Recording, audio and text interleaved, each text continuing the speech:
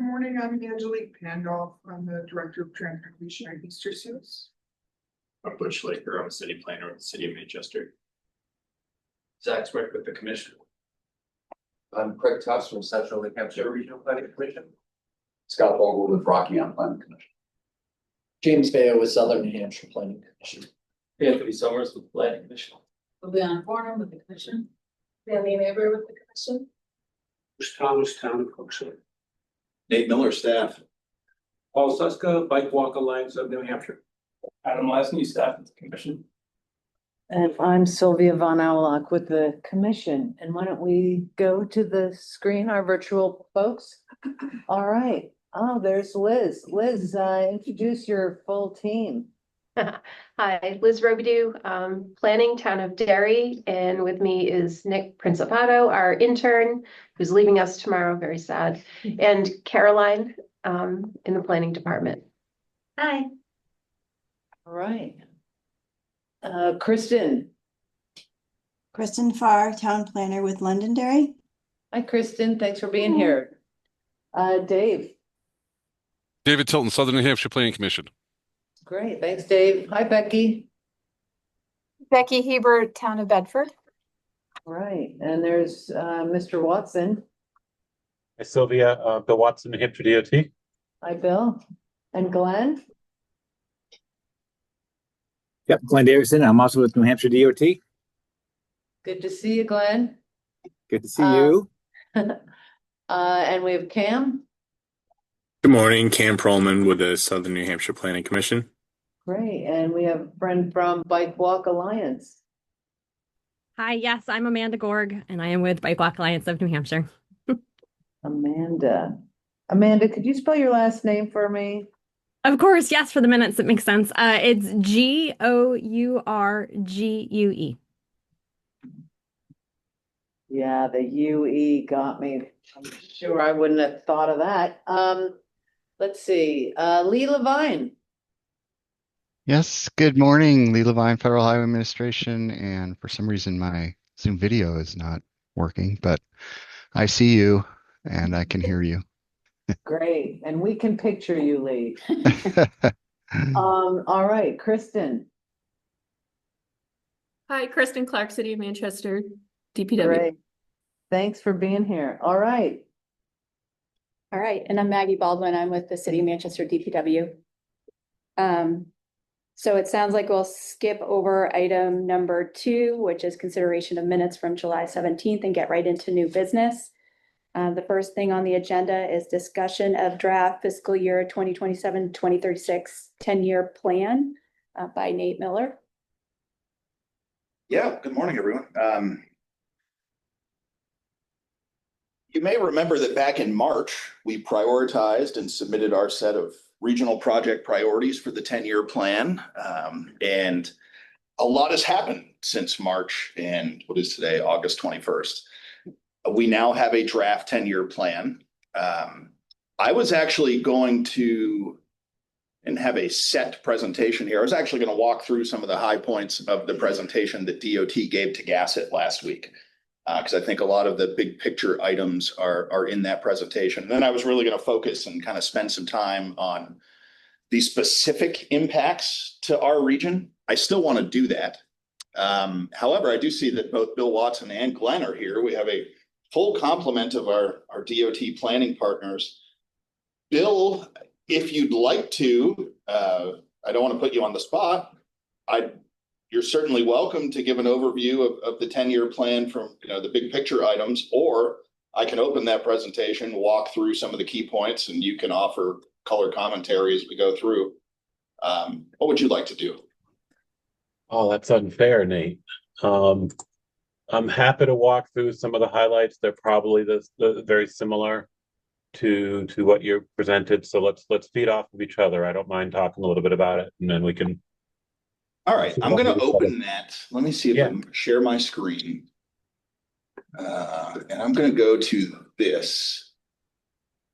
Can everybody see this online? This is the Department of Transportation's 10-year plan website. Yes, we can. Okay. So I'm going to go down here to this presentation from last week, Gasset Meeting number 2 presentation. I'm going to open it up. Can everybody see this? Online. Yes. Yeah, it's not full screen, Nate.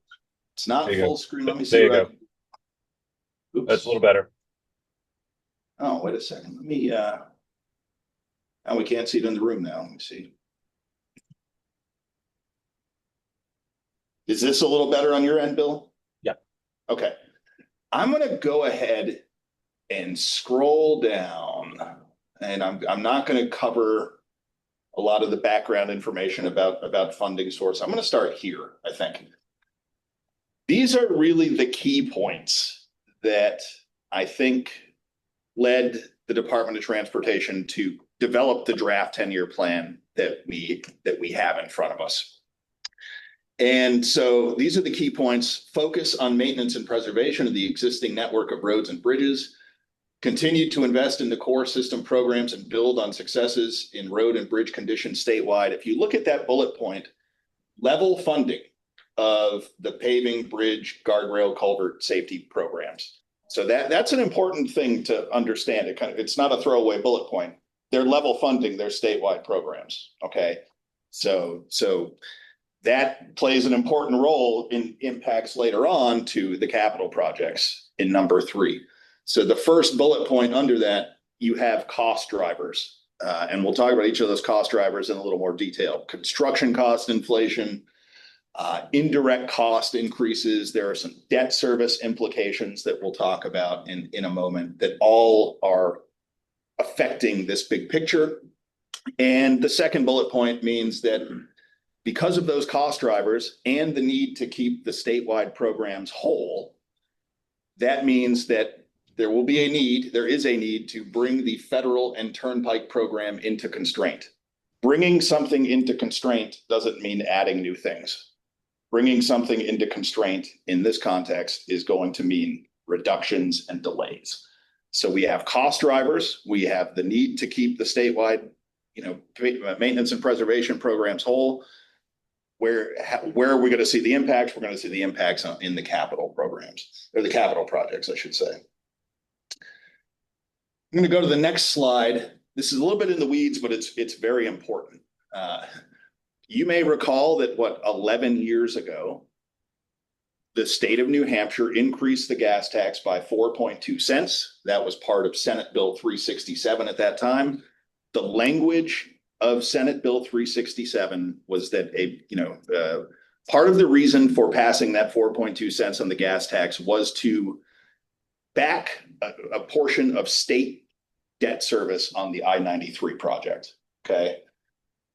There is, and I'm going to go to the next slide here because it kind of shows it in more detail if I zoom in. Do you see this third column here, debt service? See it goes from just over $2 million a year to 23 million plus. That is the state-backed portion of debt service. That is the SB 367 piece of debt service. And that is, I think, what has been referred to historically as a waterfall. You're going from paying, I believe, interest to principal. And so the amount that is required of those state SB 367 dollars is substantially higher now than it was in previous years. And that creates a constraint on the state dollars that back some of the paving and bridge programs. So I'm going to go back to this slide, SB 367 revenue directed to debt service payments, $20 million per year reduction in paving and bridge aid. The piece of that SB 367 funding that used to go to support some of those paving and bridge projects is now going to that debt service because of that waterfall dynamic. And that creates a constraint on those programs. And so how do you end up filling those programs? Well, we only have one other source of funding to go to, and that's federal. So federal funding begins to take the place of the state funding to support those. And so that's what you see on this next slide. Reallocate federal funds of $132 million from projects to paving and bridges. So that gap that's created by the debt service waterfall and the state funding is being filled by federal funds, and those federal funds are going to come from capital projects. Any color commentary so far, Bill, or am I doing okay? You're doing awesome. All right. So I'm going to go down to the next slide. And this is kind of in some detail here with the funding assumptions and strategies that underlie this draft 10-year plan. So they're assuming level federal formula funding at $235 million a year. A reasonable assumption. We don't know what reauthorization will be coming. They're already working on it in Congress. Maybe or maybe not, that might result in additional funding, but I think a reasonable conservative assumption is level funding throughout the 10 years of the 10-year plan. Maybe we'll be pleasantly surprised with reauthorization, or maybe we won't. But in this case, they're basing it on a level formula funding assumption.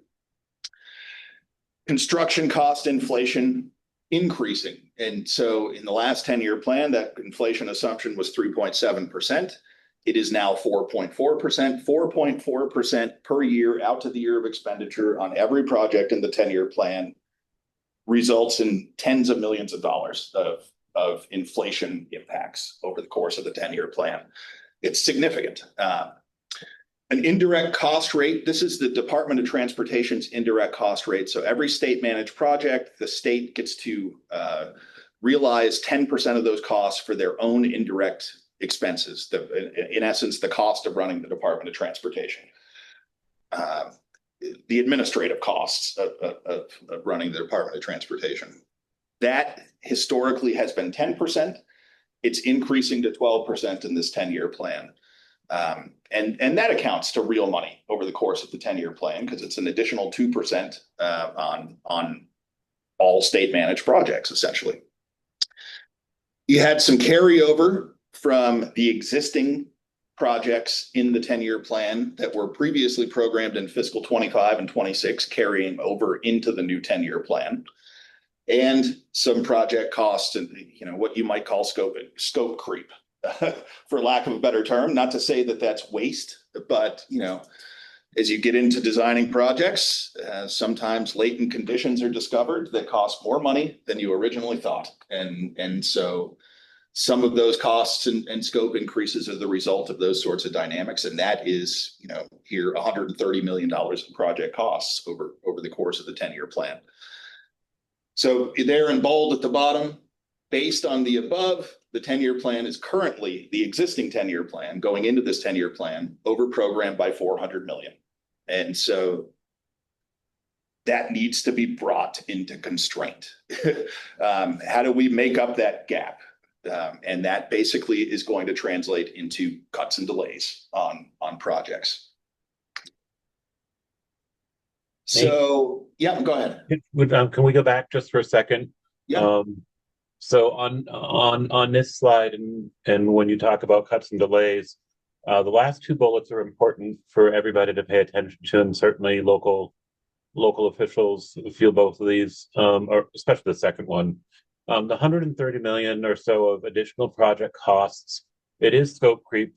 It is also the cost of construction that's not included in inflation. We are seeing higher steel prices. We are seeing tariffs impacting our construction projects. We are seeing BABA, the Buy America, Build America Act impacting our costs. So there's a lot of costs that we're seeing increase that are scope, but are also just other external influences. The projects that are expanding or extending into the draft 10-year plan, those are already delays.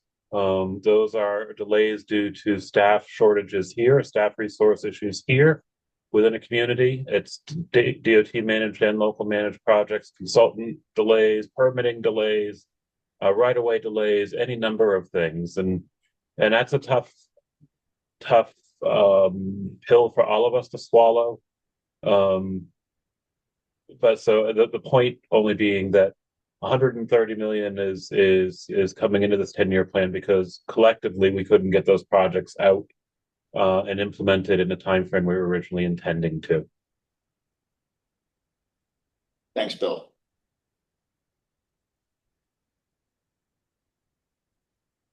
Okay, on to the next slide here. This covers some of the spending. Really, a couple things I want to note. There are very few impacts or delays or cuts. I noticed close to nothing.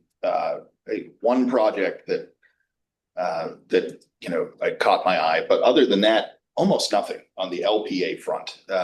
DOT, the locally managed federally funded projects, the TAP and CMAQ types of projects that end up being locally managed. Very few cuts or delays there. It seems like it was one of the strategies, Bill, to, in this 10-year plan was to minimize impacts to those LPA projects and keep those kind of funded and on their current schedules. Is that a fair statement? Absolutely. Yeah. So that leaves the highlighted here item here, which is the remaining portion of the 10-year plan after those line items are the individual projects, 88 of those totaling $684 million. That is where the cuts and delays are going to come from, and will come from, as we'll talk about in the next few minutes. There is a substantial project in Bow Concord that I think would require both turnpike funding in some portion of it and federal funding in another portion of it. The federal funding portion of it being about $300 million. We talk about project-specific delays. That one is one that is being deferred here, as we talk about it in the next slide or two. The DOT started looking internally at these 88 projects and making some decisions about which to delay and which to cut and which to retain. They did that, I think, Bill can talk a little bit more about this, but I think one of the very key factors was a risk factor, and in particular, looking at prioritizing projects to a large extent where they had already spent some level of federal funding, maybe in the PE phase or beyond the PE phase. If they had already spent federal funding to advance a project, in a lot of cases, those remain in the plan, because cutting those, you run the risk of having to return money to the federal government, which is not something anybody wants to do under any scenario. So to some extent, I think that was one of the key aspects of how and why they chose to cut and delay the projects that they did, was where have we already spent money on projects, and how do we avoid having to refund the federal government for anything? That, by and large, left the projects in the back half of the 10-year plan as being the ones that hadn't had any money spent on them, that may have gone in the last 2 or 3 10-year plan cycles and hadn't gotten to the beginning of PE yet, where they had spent real money. Those became the source of most of the cuts. And so when we walk through the projects, you'll see that most of the ones that are cut in our region are ones that were in the back half of the 10-year plan. I think largely for that reason. Is that fair, Bill? Absolutely, Nate. We did, in total transparency, we did do a merit-based analysis as well. It was subjective. We had 5 or 6 people all sit separately and look at the list of projects. And so from a merit point of view, we were looking at those projects that have life safety or critical infrastructure maintenance or preservation impacts as the highest merit project. And those, there are some projects, and we can absolutely have our own opinions on what is a nice to have project, but there's a difference between a nice to have recommended improvement project and this is critical for life safety issues. So there was some comparison, some effort done for that, but financial risk is a big thing for us. We had to pay $12 million back to Federal Highway recently over the Conway bypass not being completed. And we don't have state dollars to do that. And so that required special legislative action. As most of you already remember, probably our legislature does not support us with cash match for any of our federal aid projects. So It's next to impossible for us to find state funds. So absolutely, financial risk was a very big driver in us looking to make cuts. So I will just note, we as a regional planning commission were not involved at that table. We were not part of the discussion of which projects to cut or delay or anything like that. So we, in a lot of cases, learned this alongside of you, of which projects were going to be impacted through these considerations. And at the end of the day, 49 projects around the state were delayed or removed from the 10-year plan. Let's see. So this is just kind of a breakdown of that. 15 projects delayed, and here are the savings from that. 34 projects being entirely removed, and 39 projects being retained. And if I can explain this a little bit more, Nate, just for everybody's help, the projects that are in are those projects that we have invested enough in, the design is far enough along, the permitting is far enough along that we believe they can reasonably get to construction in a reasonable time frame. Okay. The delay projects, what we're trying to do is strategically approach some projects that need to get through the NEPA and public hearing process to ultimately be funded for construction. One of the examples you mentioned is Bow Concord. Bow Concord is funded in the 10-year plan to get through the NEPA process, the public hearing process. We did recommend removing construction for Bow Concord out of the 10-year plan. But the hope is that with a lot of these 15 delays, if we get to the public hearing process, then either through federal redistribution of funds or federal grant opportunities, maybe it's an increase in revenue. You talked earlier about IIJA expiring and reauthorization coming. We hope to put those projects in a position that we can look for additional funding sources beyond what we normally get from federal highway for the 10-year plan, to bring those projects to completion. And then, as you mentioned, the 34 projects really represent, in general, the back half of the 10-year plan where we have not done a lot of work yet, and they are not a project that fall into mandated federal funds. Again, even TAP projects or CMAQ projects in the back half of the 10-year plan didn't come out. The LPA projects didn't come out, and the other things didn't. But those standalone projects that we haven't done anything at, by and large, were recommended to come out. The other thing I'll note on this slide is just at the bottom, suspend adding new projects into the 10-year plan. That is essentially all of those projects that we prioritized and submitted in March according to our regional allocation, that none of those are going in. That all of the regional planning commissions submitted project priorities back in March, and all of the 9 regional planning commission priorities combined is constrained to $60 million in each 10-year plan cycle. None of those regional projects are going into the 10-year plan, and therefore the 10-year plan project spending is lower by $60 million as a result of not including any of those projects. So none of the things that we talked about in March, the beach and Maple Street, any of that stuff is going into the 10-year plan. Can I ask a question? You can. When you say none of the projects, so just to verify, all regional planning commission projects of this past whole process, none of them are going in. Are they then going to be reevaluated in like 2 years or whatever? Is that the idea? That'll be a discussion we need to have about what we do 2 years from now and how the picture looks 2 years from now. I don't think we've gotten to that discussion yet, but the purpose of today, none of those things are going into the region or into the 10-year plan from any of the regions. From the department's perspective, we are two comments.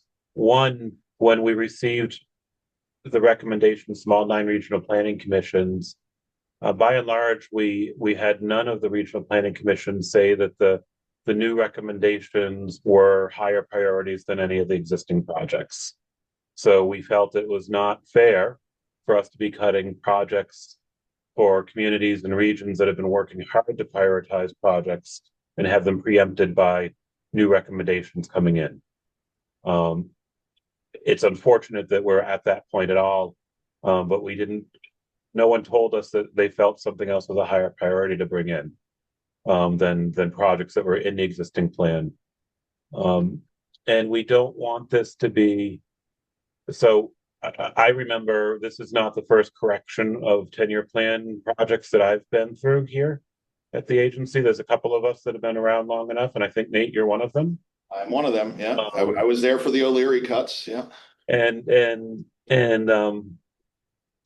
previously, many years ago, we used to have an additional wish list that went at the back of the 10-year plan of what other projects would we fund if we could fund.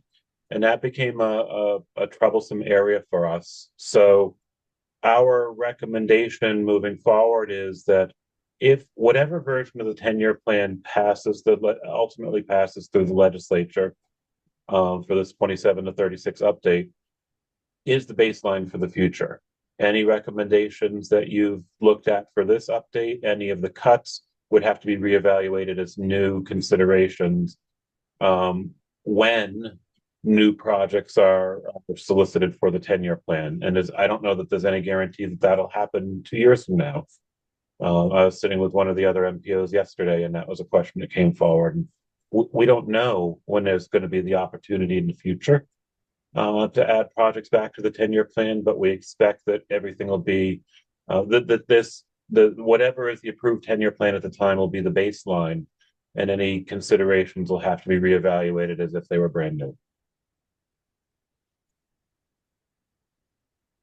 It brings us to the turnpike system, and the turnpike system, as I think probably most of you know, is essentially run as an enterprise. It needs to be sustaining according to the turnpike revenue that's generated from our tolls. And so when you look at the revenue side of that, what are we bringing in tolls? 2025 increase of about 1% per year, lower than the 2023 projection, equates to a $30.2 million reduction over this 10-year plan. So toll revenue kind of stagnant. And so you've got kind of the same dynamic that we talked about on the federal side, driven by different things, but you have revenues that are pretty stagnant and costs that are increasing. And so the project level needs are more expensive, and there are some big ticket projects in the turnpike system. And so we tend to focus here on the capital program on the turnpike side, greatly reduced due to lack of revenue. And so what does that mean? It means the Effie Everett Turnpike expansion from Bedford to Nashua will have extended completion. I looked at it. It's looking like completion in 2034 now in the draft 10-year plan. Bow Concord, no ability to fund construction either on the turnpike or the federal side.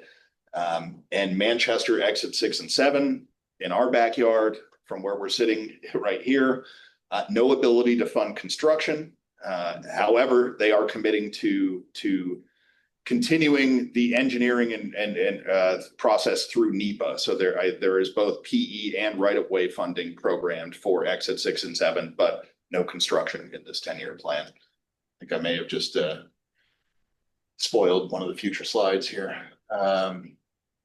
These are, looking at cash projections on the turnpike system in accordance with,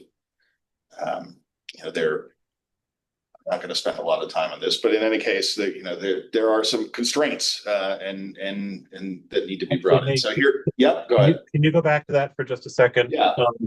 The colors are more valuable in this than the numbers. So even with my blindness, I can see a little bit. The green columns are what our predicted revenues streams are each year.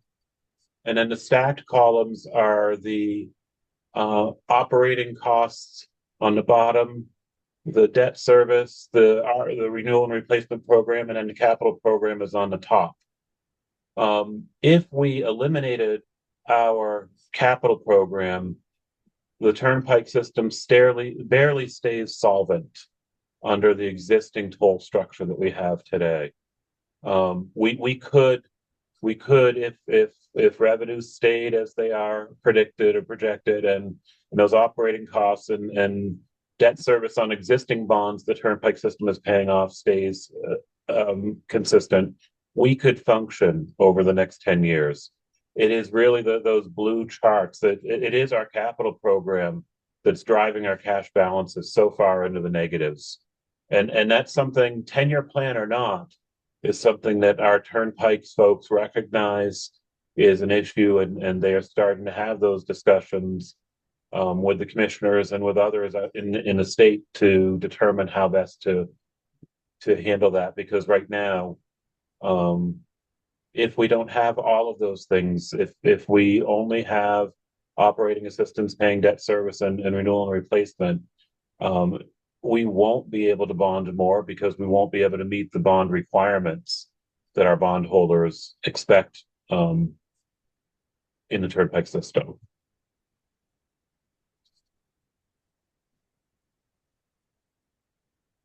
So then there are a couple of scenarios here. The first is the live within our means scenario. So what can we afford to do with the revenues that we have as a state? And that is what we just talked about, not funding the construction of Bow Concord or Manchester exit 6 and 7, but continuing to design Bow Concord and exit 6 and 7 through NEPA. And then there is this project. This is seeing a delay too, as we'll talk about in a few minutes. This is the project that Councilor Gatsis, a couple of 10-year plan cycles ago, added at the very end of the 10-year plan cycle. This is in our backyard here, the Eddy Road exit 6 southbound on-ramp improvement project would be a federally funded project out by the mobile station and the landscape supply. The second southbound on-ramp, the short one, would be eliminated. The one by the mobile station will be reconfigured to accept traffic from both directions, and that project is continuing. It's in the 10-year plan, but it is seeing a bit of a delay, as we'll talk about in a few minutes. Also, reduction in Turnpike toll credits, in that, not to get too far in the weeds here, but we don't match anything with state money in New Hampshire. We use an accounting mechanism called a Turnpike toll credit.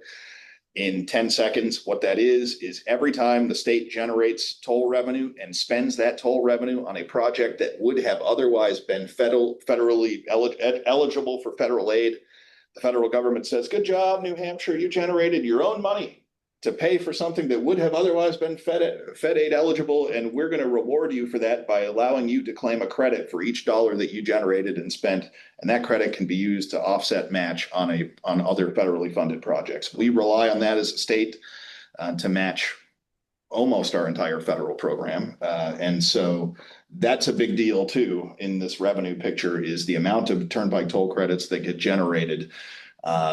It's important. For the whole program. I think that's the most understated bullet in this whole presentation.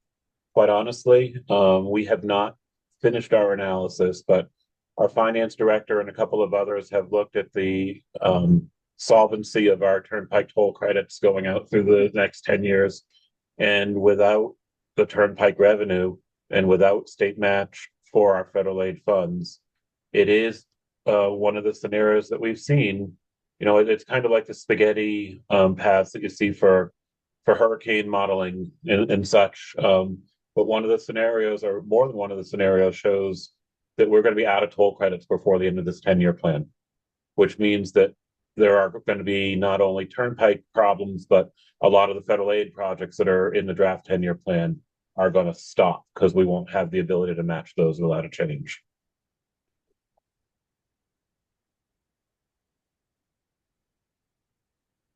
So there was some discussion last week about a revenue enhancement scenario. That revenue enhancement scenario being a way potentially to fund all of those projects that we just talked about, to fund Bow Concord, to construct Manchester exit 6 and 7. There's all electronic tolling, I guess, that's under consideration on I-95 at the mainline plaza on I-95, as well as, I think the department gets a lot of sound wall complaints maybe from the public or inquiries from the public that they, look to address as well. A revenue enhancement that could move the needle forward on the Turnpike side for all of these projects. What would that look like? Not my chart here, but what they basically floated to the executive council was a $1 increase at each of the mainline toll plazas in New Hampshire, across the board. And that $1 increase could potentially achieve that list of things that I just showed, if it happened. I'm sure they're still working through numbers and making sure that works, but at least that was what was floated to the executive council as a potential revenue enhancement scenario that they could consider that would achieve each of these bullet points here, including for us, importantly, constructing exit 6 and 7. It remains to be seen whether or not there's any political will to do that on the part of the council. And they may or may not be swayed from what they hear in the upcoming Gasset hearings in their respective districts on that front. So, but that was what was floated was $1 at each of the major toll plazas to, as a revenue enhancement scenario that could achieve these items. That fair, Bill? Is that still the thinking?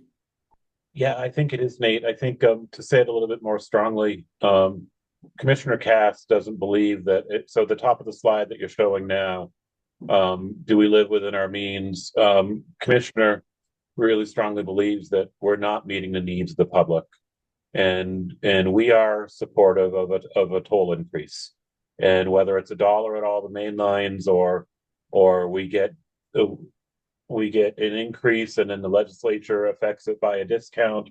There's a lot of work to be done if a toll revenue enhancement happens. But we're of the opinion in the agency that something needs to change in the Turnpike toll structure. A couple of state senators, McConkey and Waters, wrote a letter to Governor Ayotte last spring, saying something very similar. She was caught off guard because she wasn't prepared with a lot of the information and reacted appropriately that no, she wasn't ready to support anything unless there was some more context and some more information. So we were asked to come back to the councilors last week and tell them what our opinion was. And that's exactly what the commissioner said, is that we're not meeting the needs. And we do believe that a toll increase will be helpful to us meeting the needs of what the expectations of us are. And so everybody, all the councilors are open to the conversation as part of the Gasset hearings. There's no commitment from anyone yet at this point in time that a toll increase or a specific amount or different discounts or ramp toll increases, mainline increases, where they happen, how they happen exactly, there's so many more details to be worked out if the 5 councilors come away with an opinion at the end of the hearings that the public is in support of this. But it's something that we believe it's important to talk about, and the councilors agreed that it's important to bring up through the hearing process. And I think that is generally yes. TAP awards were announced, or I guess, publicly announced and included as part of the draft 10-year plan. We'll talk about that, but Manchester's TAP application is in the draft 10-year plan and was selected through that process. I'll talk about that in a moment. And I think that's probably all the key points I wanted to hit from this discussion before going into the kind of specific impacts in our region. Bill, is there any other context you wanted to add before I move into our specific project impacts? Just go, if you can go back to, there's one more chart, previous to that, right here. So people bristled at the Gasset meeting last week, and I can understand everybody bristles, and probably I can't see all of you in the room, but I'm sure there are people that are saying, oh my goodness, what the hell are you talking about with a toll increase? So this just happens to be a chart of the toll rates across the country right now per mile. New Hampshire's is lowest. We have the lowest toll rate per mile in the country today. I think Hampton charges $2. You go a few miles north to York, they double it. if you're going up 95. A dollar increase to the toll rate at the main lines would put us still at higher, absolutely higher. Cost is cost, and we have a right to react to that. But we're still at the fifth or sixth lowest toll rate in the country per mile if something were like that were to be implemented. Again, I wanted to point that out. The commissioner thought that was very important to pass along, so I wanted to share it. Nate, thank you. Yeah. All right, I'm gonna stop sharing this now, and I have not put together a nice, fancy presentation yet of the project level impacts, so I'm going to, actually, no. It's not even here. Please stop to ask questions. Can we go through our projects real quick, and then we'll do that. Let's see.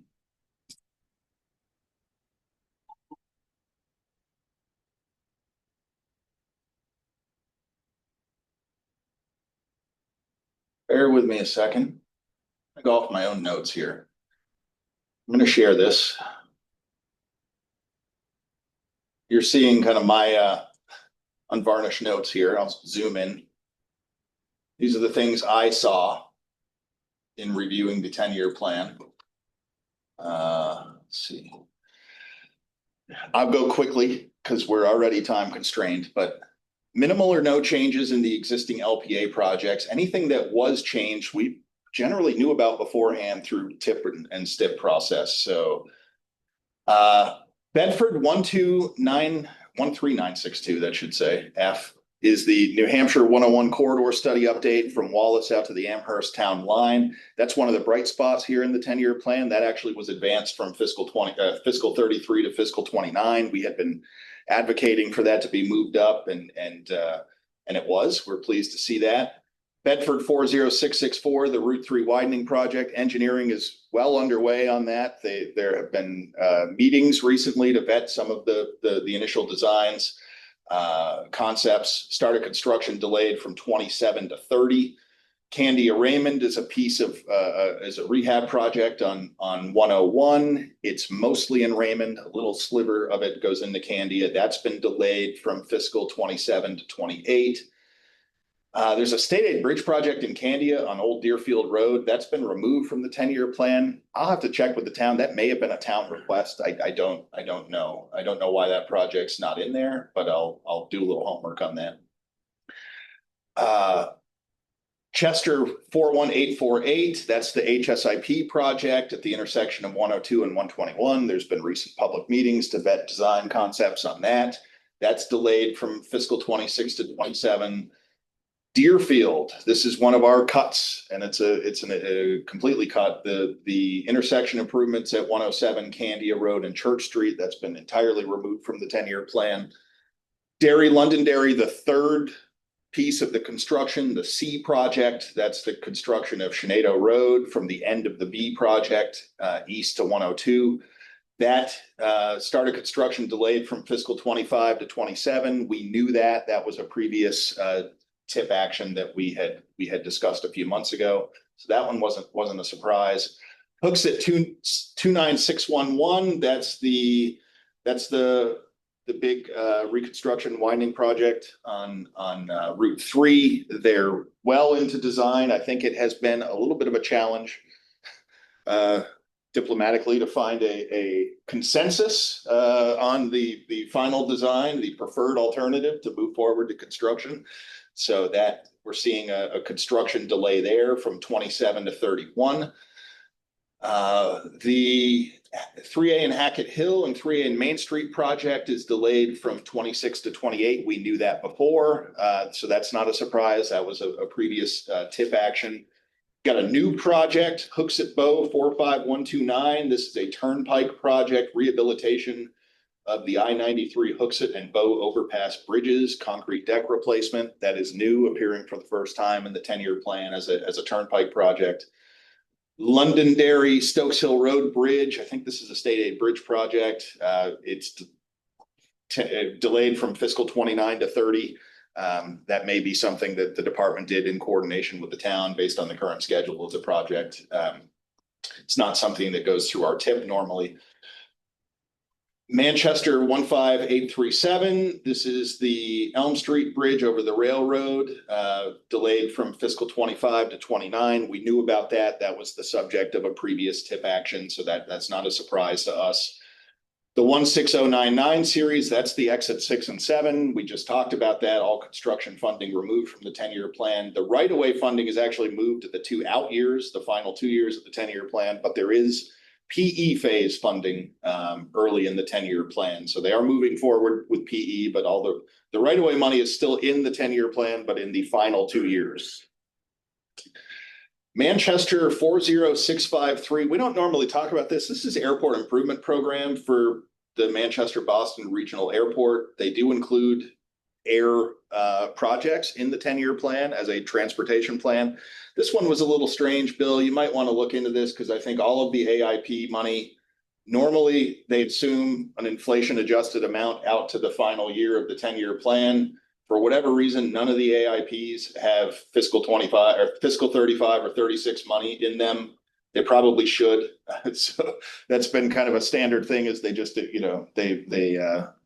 they put an inflation adjusted amount in there as an assumption in the final 2 out years. For whatever reason, there's nothing in those out years for this 10-year plan in any of the AIP. Yeah, Nate, they are working on it. We're working with Rail and Transit. They just have some staffing issues they're trying to get through, but they do plan on updating those projects. We'll maybe do is add them through a change log into the plan later on. Yeah. Manchester 41594, this is the Exit 1 operational improvement project. This is a little bit of an older project. It might have been 4 10-year plan cycles ago that we put this in. That is actually getting cut in its entirety. Manchester 42886, this is the Dairyfield School entrance roundabout. Start of construction delayed from fiscal 25 to 27. We knew that through previous TIP actions. Manchester 43850, this is the federally funded piece of the exit 6 kind of southbound on-ramp that we just talked about. That is being delayed from fiscal 26 to 28.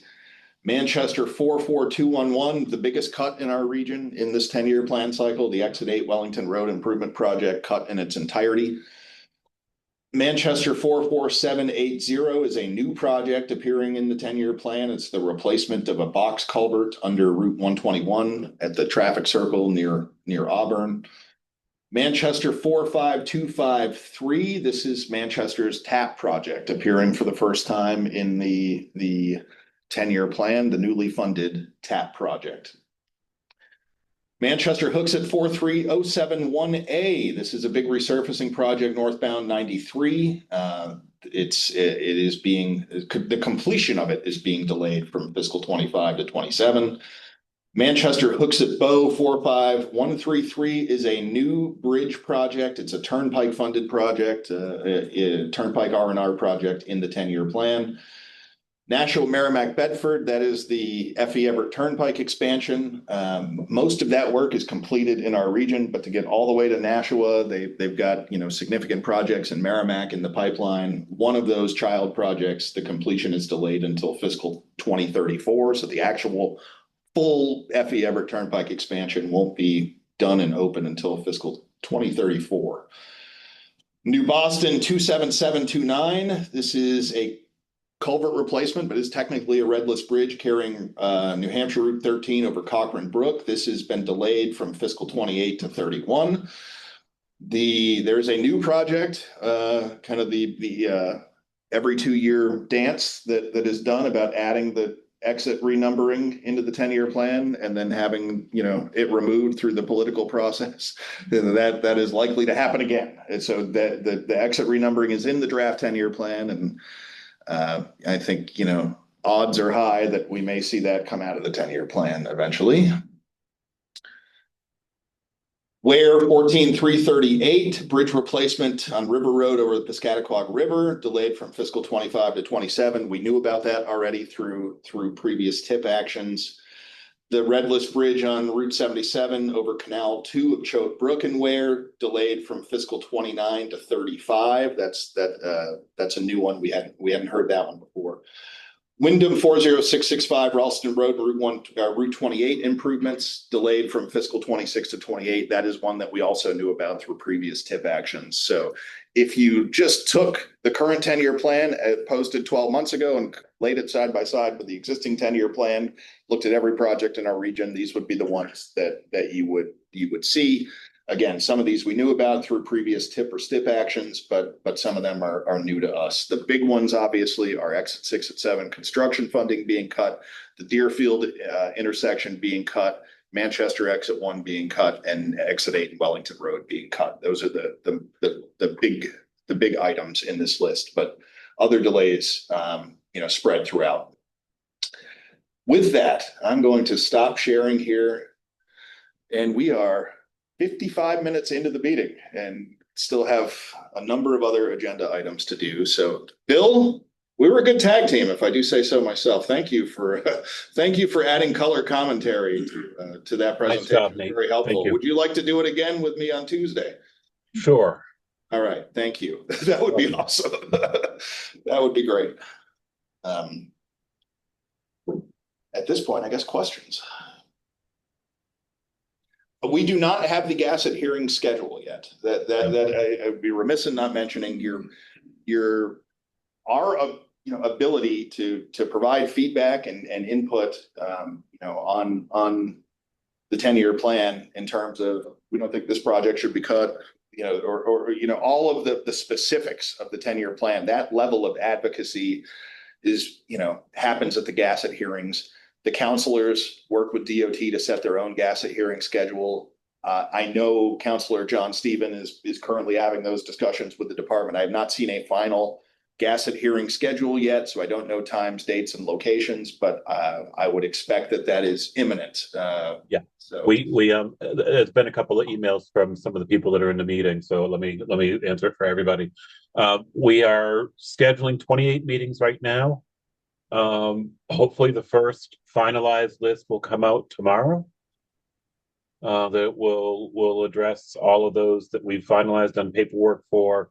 There's a lot more process this time around than it feels like it's been in the past. It doesn't matter the reasons why. I know there will be 28 hearings. I know there will be one at Manchester Community College, and I know there'll be others in the general area as well. There'll be a meeting in Derry. I'm trying to think of the other communities. I can't off the top of my head, but anticipate first list coming out tomorrow and then additional meetings coming out before Labor Day. Okay. And as soon as we hear of those hearings, we will make sure everybody is aware and help to promote the good attendance from our communities at those meetings as best we can. Just a quick question. If they wanted to increase the toll in Maine, how long would that take, do you suppose? In Maine? Increase the toll where you said it would increase revenues. How long would it take to increase the tolls? Yeah. I don't know. Pretty long process. I don't know if it's that long a process. I mean, that is something, correct me if I'm wrong, Bill, don't the governor and council have authority over toll rates? So the governor and executive council have authority over the toll rate. Legislature has authority over the toll discount.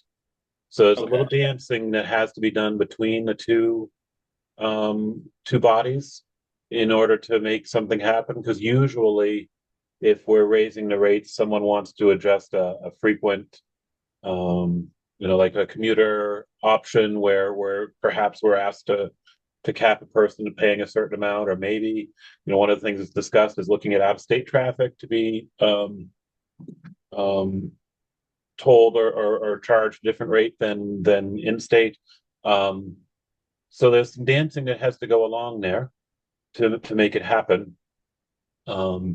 If I remember correctly, when Senate Bill 360, well, that's gas tax. Never mind. If you have the support of the governor and council and the legislature, both, and if changes went along with the passage of the 10-year plan, it could happen next summer. if we had the support of all the political bodies that needed to be supportive. When was the last year it was raised?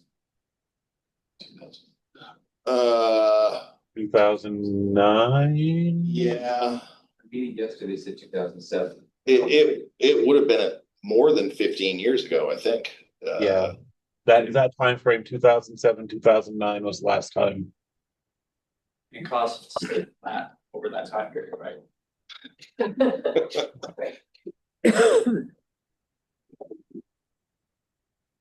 I have just an observation relative to corridor studies. You know, some projects are very easy, straightforward to sort of program and conceptualize and price, and then move into PE and construction. But corridor studies require a little more thoughtful designing and solution development that takes time. And so in developing the long-range transportation plan for the SNHPC region, one of the things we're seeing is that we know we're going to have problems on where Route 102 meets Route 114, that corridor into Goffstown. We know that there's going to be land use development along Route 111 in Wyndham. And we know that there's some safety concerns along 28 in Manchester. And so, you know, the corridor studies don't have huge capital needs upfront, but that planning is vital to coming up with actual designs that can be funded later in the process. I would call them long lead projects. And so I just want to identify those as, even though they're cut, they're important long lead projects for when solvency comes back to have a plan in place to implement. And so that doesn't take 20 years to do those projects. I don't know that there's corridor studies being cut, James. Yeah. The corridor study program, to my knowledge, is not being cut. Is whole, and we're moving forward. We've got two. So there was a separate corridor study program developed as part of the 10-year plan process. The 114 study is underway right now. The New Hampshire 33 corridor study in the Seacoast area is just about to start up. And then the third corridor study, New Hampshire 16, is going to be starting up shortly. Those corridors of highest priority of 2 years ago were identified as part of the 10-year plan process. The 114 study even before that. But those corridor study programs and efforts are still ongoing. We consider that one of the mandated programs. Yeah, we're underway with Route 111, Bill. And I was also curious, what will the process be for future projects that may come out of those corridor studies? They will have to be introduced into the 10-year plan process if we have that opportunity. Well, do you think if depending on revenue and any possible changes or if there's no changes to the revenue, will there be perhaps revisiting of processing 10-year plan projects? Like we talked about, well, no one has, you mentioned earlier, no one said any of the projects were a higher priority to those on the existing 10-year plan. Can you foresee that there's a review of those existing projects, or is that just crazy and no way will that happen? No, so Sylvia, the first thing we ask all the regions to do is review the existing projects each 10-year plan cycle. And seldom do we have any proposed or recommended changes from 9 regions. But certainly, there needs to be a review every 2 years. We do that internally. That's why you see some of the bridge projects that Nate just talked about, some of them that are moving out significant numbers of years. We had to do a review based on our available resources.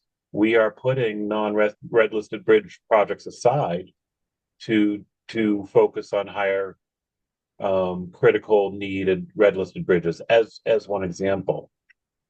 I do think that there's the opportunity to review projects in the future if there's no revenue increases. I think that there is also, though, the acknowledgement at the state and the federal level, we are expected to hit certain performance measures And I know the MPOs work on this as well for your regional performance measures. There are expectations of us that we have to hit certain thresholds and certain milestones with the use of our federal dollars. So our focus would be on hitting those milestones, those life safety concerns first, and then tightening up on evaluating projects that may not contribute to meeting those milestones and required measures. As those projects that may be impacted or adjusted more. Thank you. Okay, so we probably have to Yeah, we're gonna forge ahead, right? So I guess if there's other questions, perhaps I can just send you an email, Nate, and Yeah. or we can circle back next meeting if there's anything worth the group participating in. Yep. Okay, so we'll segue right into the overview of FY 2025-2028 TIP amendment number 2. I will be hopefully very quick, because in the interest of time, we have a number of other things on the agenda. So I'm going to move through TIP amendment number 2 as quickly as possible. Okay. I show this slide every time. It holds true more today. We just got done talking about the 10-year plan, the blue box. We're talking about the TIP now, which is the green box. And when we're talking about the TIP, we're talking about the first 4 years, the things that are closest to construction. In a lot of ways, it reflects the first 4 years of the 10-year plan, but gets updated more frequently than the 10-year plan. So we're talking about only those changes happening right now within fiscal years 25 to 28. We plan on releasing TIP amendment number 2 for a 10-day public comment period on September 8th. That comment period will run until Friday, September 19th, and we will hold a public hearing to consider adoption of TIP amendment 2 at our September 23rd MPO meeting. I'm going to give you a sneak preview of the project changes that are in TIP amendment number 2, and we can answer any initial questions, and then next month, make a recommendation to the full MPO. A lot of these things we just kind of set the stage for. But you're seeing, so we talked about a delay in Bedford 40664 on the construction side. There's also some shifting happening on the PE and right-of-way phase funding in this TIP period. So PE engineering phase funding is being added in fiscal 27 and 28 to continue to advance the design. A portion of right-of-way phase funding moving from 27 to 28 to reflect the project schedule. Hooks at 29611, increasing fiscal 27 and 28 engineering phase funding and moving the start of construction beyond the TIP horizon of 2028. We just talked about the delay in construction in that project. But even though there's a delay in construction, engineering activities are very much happening right now and moving forward, and we're seeing an increase in engineering phase funding being programmed for fiscal 27 and 28. The 16099, this is Exit 6 and 7. So they are consolidating PE phase funding that is currently programmed over 3 years, the fiscal 26 to 28 period, to 2 years. So they're actually consolidating that funding into fiscal 26 and 27 to continue to advance the design of the project, as we talked about. All the currently programmed right-of-way phase funding in the TIP is being moved out. And I think this is going to reflect the ultimate 10-year plan we talked about. The right-of-way funding is going to move basically to the final 2 years of the 10-year plan, but engineering continues forth right now. And so this TIP amendment kind of reflects that. Manchester 24206, this is Salmon Street westbound. This is seeing an increase in engineering funding. There's very little right-of-way funding, but it's seeing a slight decrease in right-of-way funding and an increase in construction funding. And that's basically to reflect the current project cost estimate. We talked about this one a few minutes ago, roundabout at the Dairyfield School entrance. A portion of the engineering fund is shifting from fiscal 25 to 26, and construction phase funding in fiscal 27 is increasing. The 5310 program, this is the elderly and disabled transportation service program. It's basically FTA funding. We are increasing the statewide fiscal 25 other phase funding. All of this funding is other phase funding based on anticipated expenditures within the program. The pavement tier 3, tier 4 resurfacing program is being removed from the tip and stip. Historically, this has largely been funded with state funding, betterment funding. Generally does not need to be carried in the tip. I think any federal funding that may support a tier 3 or 4 roadway project may be coming from another statewide program. In any case, don't need to carry it in the tip, and we're removing it accordingly. It's not going away. Project still exists. We just don't need to carry it for tip purposes. Couple of scope changes. There's one in Bedford that just is kind of a clarification about the scope of the project. It's nothing substantive. Just makes it more readable and understandable of what the scope of the project is. No change whatsoever in the scope of the project that's substantive in any way. There is a substantive change in the scope of the statewide signals project in that they are adding a new corridor, Route 108 and Stratum to the scope of the project. So previously it was 102 in Londonderry, 111 in Wyndham, and US 1 in Seabrook. Now Stratum 108 is being added to that scope. Most of this, we talked about kind of in the context of the 10-year plan, but you're in the in-tip amendment 2, we're going to see for, a number of those projects, some of those changes start to take effect in the tip years. Any questions on amendment number 2? If not, I think you've all heard enough from me, and I will yield the floor back to you, Maggie. All right, so the third thing on our agenda is a guest presentation on personal electric vehicles by New Hampshire Bike Walk Alliance. That's been postponed. That has, all right. So the next thing is rail trail connectivity update by Adam.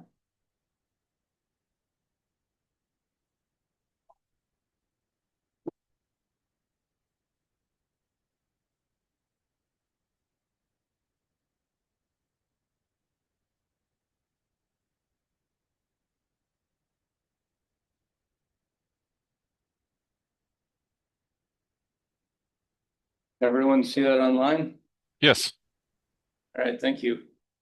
So, morning, everyone. This topic was suggested a few months ago as something folks wanted an update on. Trail connectivity both inside the SNHPC region and outside.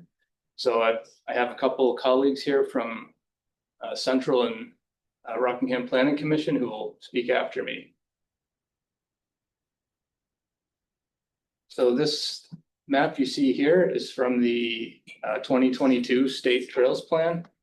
I've blown up kind of the southeastern third of the state on the left here. As you can see, there are a lot of trails in this portion of the state, but many of them are not connected. Wanted to read a quick passage from that plan. There's a substantial direct economic benefit to the state from the presence of rail trails. Greater economic benefits accrue from trail systems that have the length and connectivity to attract visitors for multi-day trips. Also in the state rail trail plan public comment period, connectivity was the #1 issue heard from folks around the state.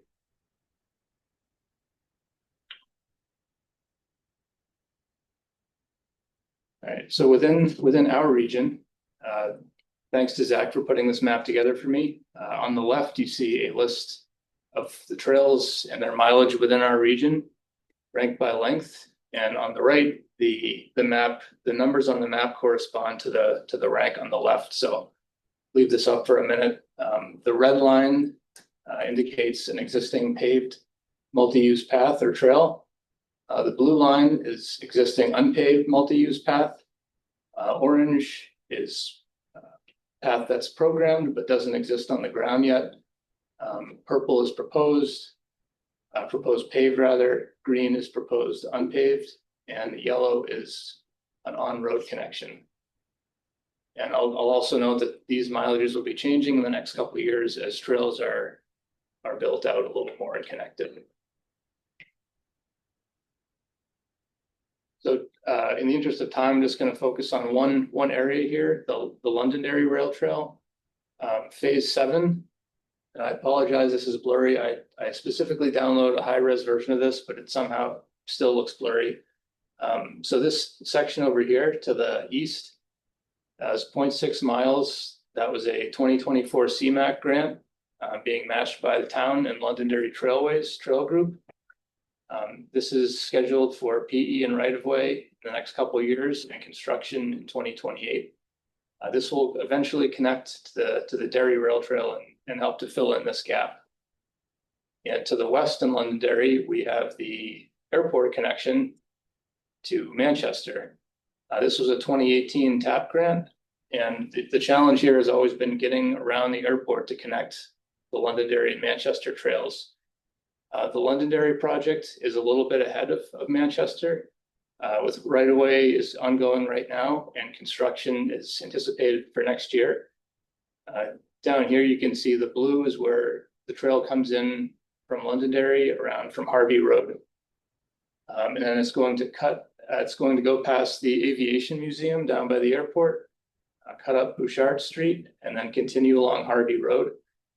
Folks who know this stretch of South Willow Street, it's very, very wide and very fast. So they're currently designing the safest option that will allow people to get between the two trails safely. Then it'll come around Perimeter Road here and then connect. This is the existing South Manchester Rail Trail just north of Perimeter.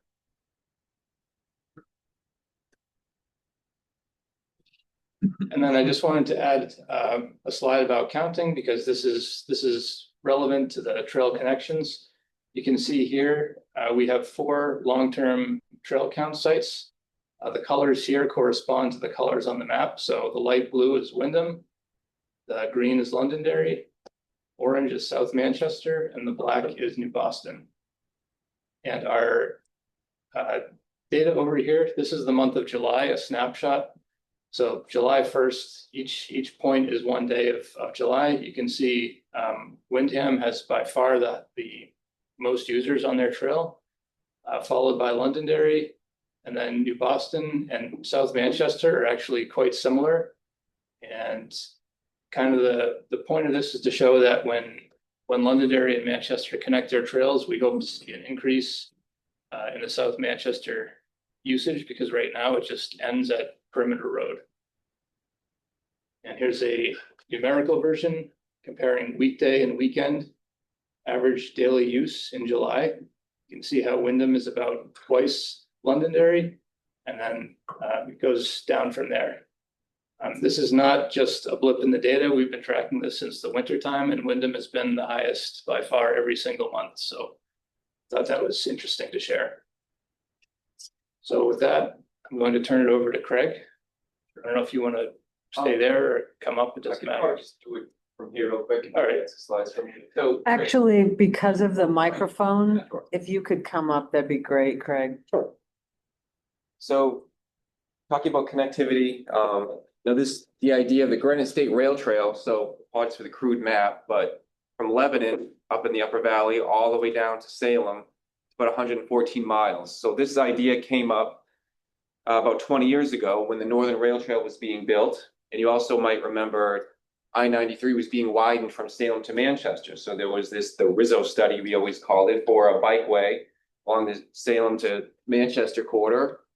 And the Northern Rail Trail was being built, and at a conference, Dick Lemieux and Charles, whatever, I don't remember, just they had came up with this idea. Why don't we have the Granite State Rail Trail? And it'll be a great thing. There were trails in Pennsylvania, around the country, that were of similar length. So that's where the idea came from. And right now, so the northern area in brown, the northern, is completed from Lebanon all the way to the Concord City line. And Salem to Manchester, Adam was just showing, that's largely completed, or there's plans to be completed. The difficult part is Concord and Concord to Manchester. And Concord to Manchester, through Hooksett especially, I think is some of the biggest challenges that are left to be had. So in Concord, I just wanted to update this. So the Northern Rail Trail, it ends kind of in the middle of nowhere in Bosquen in the cornfield. They extended it a little bit to the Hannah Dustin Memorial. It couldn't extend into downtown because that was owned privately by Pan Am Railroad. It was abandoned in 2017. We've been working for almost 10 years. And we're finally getting close. I could do a whole presentation on the twists and turns on this purchase. So that'll be awesome. Previous TAP round, city was awarded a grant to build it, but it was just delays in purchasing the property. So that's going to be the next big extension of the Granite State Rail Trail and connection. And there's tons and tons of other stuff going on. So the red portion of it, there's dozens of stages there. But this trail that was built in 2020 in Terrell Park, that's by exit 13 off of Manchester Street, exit 13 off 93. The Sunflower Trail was built last year. That's a picture of this, of Sunfox Farms. They have sunflower festivals. It's a really nice urban path. Loudon Road Bridge over the Merrimack River in the downtown area is being widened to accommodate the trail. And the I-93 Bow Concord that Nate talked about a little bit through exit 14 area. The plans are to bring it through that area. So basically you would continue it all the way into and through downtown Concord. And so going further south, so down into Pembroke, this is, so Concord to Manchester, there's active rail with trail has been looked at, and the railroad companies aren't that interested. So there's some other options here. So Pembroke, they're securing easements. So this is an old Suncook Valley Railroad line. When that was abandoned many years ago, went back to the underlying property owner. So they're kind of piecing it back together. Allenstown purchased a piece of property, and they have built their rail trail all the way to the Hooksett Town line, and it is pretty close to connecting to the Hooksett Riverwalk, which was on Adam's map. Hooksett built that trail. Hooksett, it's connected? It's connected. Right. Love adding green onto my map. On the southern end. Okay, awesome. I'll update that. I'll we'll connect with you after. Great. So I also wanted to add, so there's this Granite State Rail Trail trunk. There's tons of other trails out there, and they're all connecting in. So up on the top right, that's the lake in the Lakes region. So the WOW Trail, the Winnipesaukee Trail, they're linking together pieces of trail that will connect into Franklin. Franklin is an old industrial town. They're working on, their economic development strategy on trails, recreation, etc. So that's a big thing for them.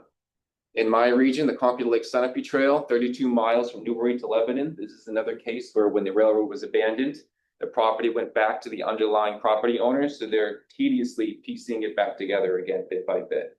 And so there are several really nice sections of that trail built right now. And down in this region, the Rockingham Trail, Goffstown Trail, I think there's a trail in Wyndham. There's probably dozens of other ones on here I could have included. I just kind of added the primary ones. And this brings us to, so Scott's region next. So that trail in the bottom right goes off towards the seacoast, and we'll be getting near Scott's neck of the woods. Cool.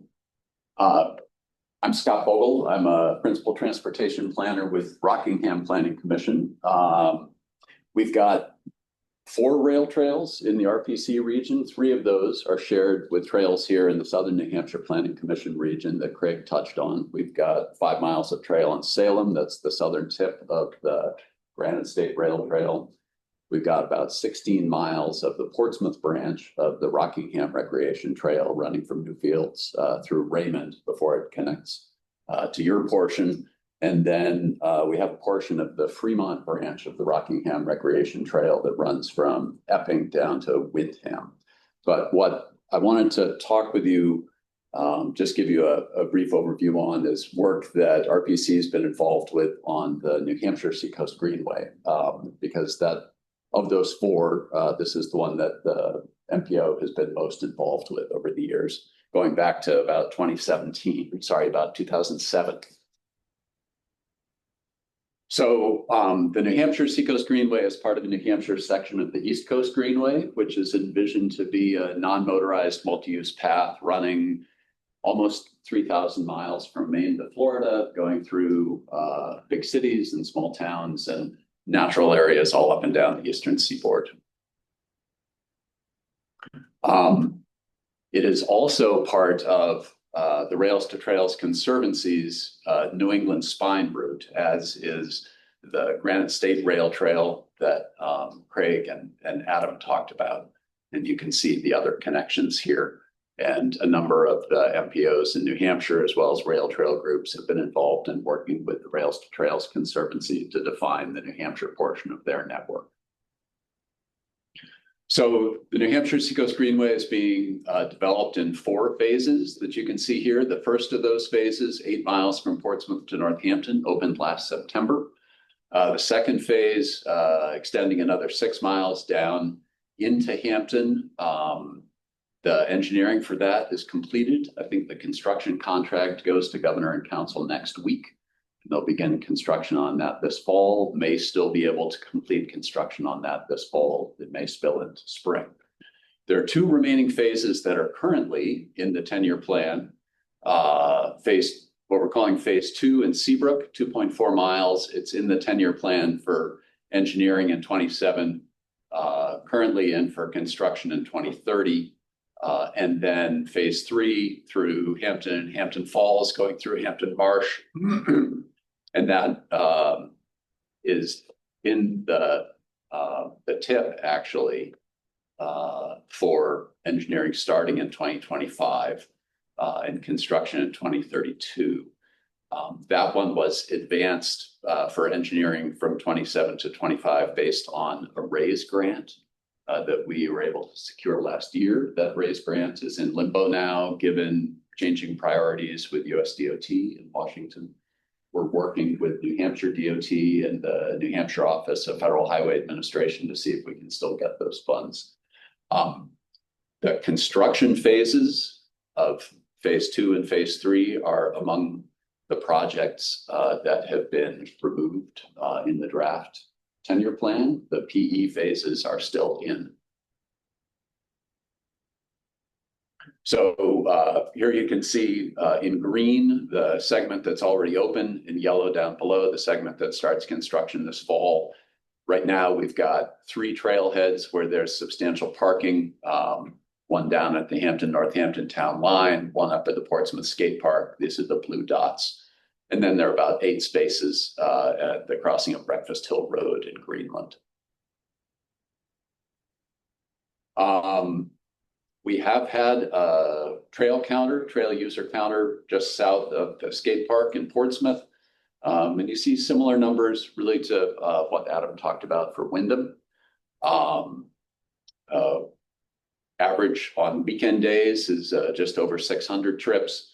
Average on weekdays, a little bit shy of 400 trips. There were a lot of wet days and also some very hot days in there that drove those averages down. So similar to Wyndham, we saw quite a few weekend sunny, nice days with counts up in the 800, 900 range. Our peak day so far was over 1,000 trips on Memorial Day. And just next steps that we're working on now, trying to get those RAISE grant funds obligated to initiate the engineering for the Hampton Marsh Causeway, getting trail agreements in place for between the town of Seabrook and DOT and the town of Hampton Falls and DOT. RPC worked with the National Park Service Rivers and Trails program several years ago to start up a regional trails nonprofit organization. And that group has been doing a lot of fundraising, developing a volunteer program, also working with the department to establish an Adopt a Trail program that we'll use to generate funding for trail maintenance, and then doing further work with our signage program. Particularly a next step is getting wayfinding signage in place, working on trailhead development, and then trying to expedite remaining segments of the trail. So happy to answer any questions on that, or I imagine that all 3 of us can respond to any questions. Yeah, I've got a question, not for you, Scott, but you showed the connectivity map, and you mentioned on-road connections between some of the trails. So I don't know what an on-road connection constitutes. What's it take to qualify as it? Not sure which one you're referring to. I think you're actually referring to Adams. Oh yeah, sorry. It's your presentation. You had the map before. And so, you know, up between the Goffstown Rail Trail and the New Boston Rail Trail, there's an on-road. You know, it's like 2 miles signed sheriff, so I don't know if that's considered. Like, that didn't show up on the map. That one did not, because are the Sharrows still there? I don't remember. Well, I mean, the Sharrows are there. When they repaved, they took bike lane markings away. Yeah, but there's no bike lane. Yeah, right. I mean, there's some sharrows on the shoulder on the highway, and then there's some. On-road would be any, something like that, a smaller connection. Like there's a section of the Goffstown Rail Trail that is where it ends on a sidewalk. Yeah, Union Street. And yeah, it's small and traffic is light enough, it's small enough that you can easily go down there. That would be an example. And there's a number in Derry. You don't know, Derry has this little inner loop where they have some that's on sidewalks, some that's on road. But you know, in some cases, in these little neighborhoods where you know you can easily ride a bike with no fear of getting hit. I mean, the intent of a rail trail is that it's a separated facility from car traffic. So border on Manchester Airport, having a separated facility, that's what they're trying to do. And when it's really rural, we'll just use a dirt road and save $1 million, you know. But in urban areas, the goal is to really separate from vehicle traffic. That's where you can get the kids to the families, the people farm. And don't want to mix the traffic. Yeah, I was just wondering why that didn't show up on the map as being an on-road connection because that was an editorial call. The answer. Okay. Thanks. Anything else? Anything online? I stop sharing and see if there's any online. I just wanted to make a quick comment. I do appreciate you mentioning about like parking spaces around rail trails. I do a little bit of biking myself, and for somebody who for other people who aren't necessarily comfortable with biking on the road, trying to find places to park around rail trails and doing the logistics sometimes can be a little cumbersome. So I do appreciate the thought of thinking about like parking spaces around rail trails and such. Most people use, apps like Strava or Ride with GPS to figure out the routes, but it doesn't necessarily mention, parking. So it's always nice to see. Yeah, we're working to develop additional trailhead facilities with parking. RPC had worked with Portsmouth 2 years ago on a congressional earmark that got funding for 2 more trailhead facilities with parking in Portsmouth, and hoping to get a larger regional one constructed down in Hampton as well. All right. It looks like that's it for questions. Thank you for that presentation. So we'll move on to the last item on our agenda, and that is an update on the Transportation Resilience Improvement Plan by Suzanne. Hi, everyone, and you'll be happy to hear. I know we have a content-rich day, so I'm not giving a formal presentation. I just wanted to give a verbal update on the current status of our Transportation Resilience Improvement Plan. As a reminder, this is a voluntary plan authorized under the Federal Protect Program. That's really designed to help us think about how do we create a more resilient transportation system in the face of flooding, climate change, extreme precipitation events. So the last time we spoke about this was in June, and Zach and I gave a presentation on a streamlined approach. There have been some changes and differing federal directives earlier in the year, and we wanted to make sure we were kind of using resources wisely and responsibly. What we ended up doing is basically springboarding off of data from the New Hampshire DOT's Resilience Improvement Plan that was published earlier in the year. And then to the extent we could, adapting that to the needs of our regional analysis. So we talked about that approach, and Zach talked about how we were kind of vetting priority projects based upon things that were already listed in the MTP, 10-year plan, et cetera. Since we last talked, we have completed the draft. We have circulated it for review and had some fantastic feedback from Federal Highway Administration, New Hampshire DOT, several of our trip champions who took some time to review. Thank you, Maggie. I think Elizabeth Robidoux is no longer with us on the call, but she was another, offered some great feedback as well. And we also got some insights from New Hampshire DES and folks who are kind of looking at these same challenges from more of an environmental perspective. We also, and Lee, feel free to jump in if there's anything I misstate here. Lee Levine has been incredible with connecting us to federal staff who run the PROTECT program so that we could gather their feedback and insights and understand opportunities quite a bit better. And I have to say, like, not to pat ourselves on the back, but we got really positive feedback from Federal Highway Administration.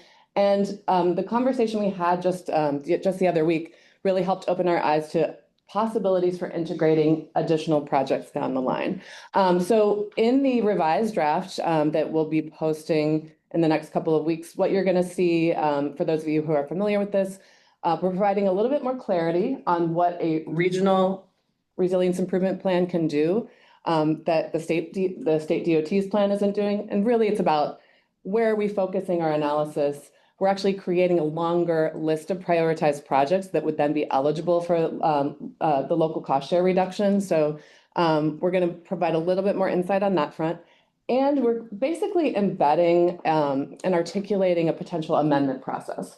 Because with any quantitative analysis, when you're just looking at a bunch of data, it's, it doesn't always match your on-the-ground experience. I think the example Zach gave last time was like, we didn't have a Z-axis in our GIS files. So there were things showing up as major resilience concerns like that, like Bridge Street bridge or something where you're like, if that's flooded, like we have way bigger problems, we need to really take a look at the data and be critical of that. And we wanted to create opportunities for local communities to share resilience concerns that might not have turned up in the data analysis. So that is articulated a little more thoroughly in the revised trip. One thing I'll note is that because this is a voluntary plan, we do not need formal approval from Federal Highways, but we will be seeking a determination letter from Lee to tell us, yes, we've met the terms and communities who submit for PROTECT discretionary funds would qualify for that reduced local match. We also don't need to have a public comment period, but what I'd like to do is post this online after Labor Day. I'll let you all know. And then what I will ask this group probably next month to go ahead and recommend adoption by the MPO. So that's where the current status is. It's coming along great. I appreciate everyone who weighed in to date. And if any questions arise, I'm happy to chat. Call me anytime. Okay, questions? Hey. I don't think we have to adjourn because we didn't have a quorum, so. If I may, under other business perhaps. Oh, yeah.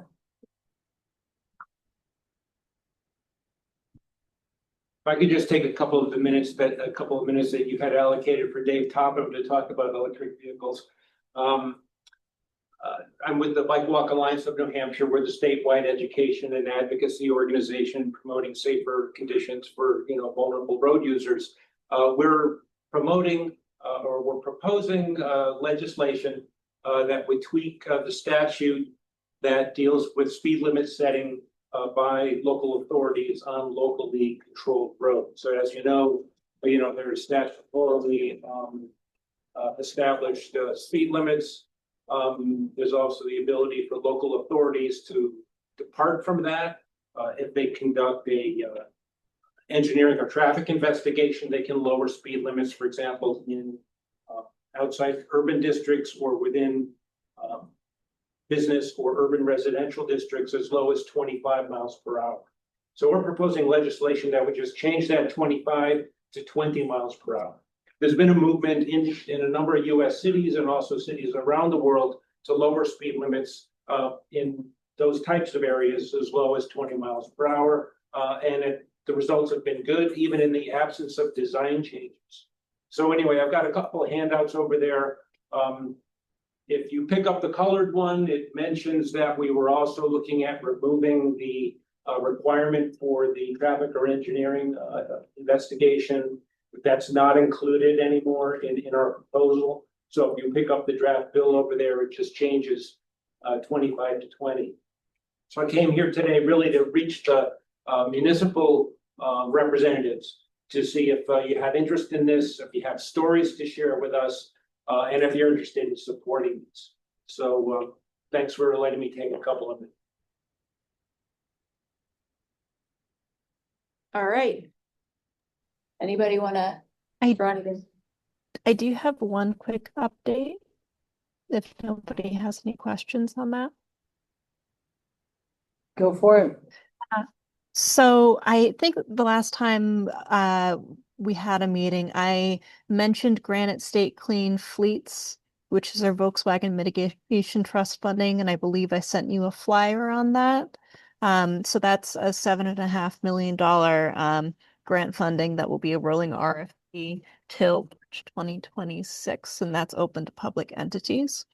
We also have another program that you guys are probably familiar with, which is the New Hampshire Clean Diesel Program, which is under DEER funding, which is a VA federal funding. That will be opening up fairly soon here. I can't give you any specifics on it yet, but it will be open to public entities as well, not private.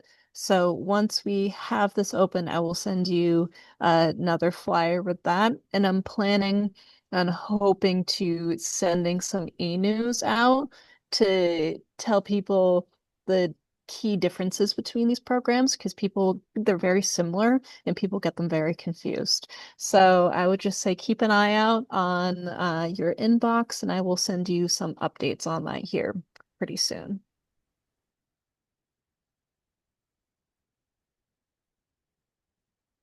All right. Anything else before we shut it down? All right. Mac, if you can make sure that you include our administrator and finance person, Aloyo Yen, that would be great on those emails, so she knows to put the information in our monthly media blasts. Thank you. All right. Dismissed. All right. Thanks, everybody, for your time. We'll see you in a month.